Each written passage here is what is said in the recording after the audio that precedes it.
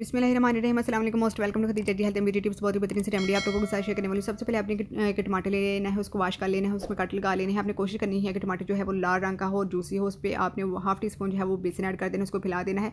बेसन जो होता है हमारे रंग को निखारने में, कलर को फेंकने में बहुत ज़्यादा हेल्प करता है। नेक्स्ट आपने इसमें कॉफ़ी ऐड करनी है, कॉफ़ी पाउडर भी ले सकते हैं। नेक्स्ट आपने इसमें ऐड करनी है हल्दी पाउडर। हल्दी पाउडर जो होता है जब भी हमारे दाग धब्बों को रिमूव करने में बहुत ज़्यादा हेल्प करता है।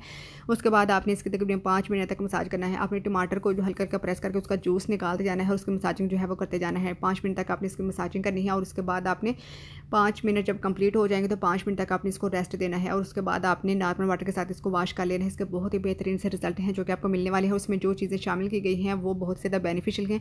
आप इसको ज़रूर अप्लाई कीजिएगा और मुझे अपना फीडबैक दीजिएगा।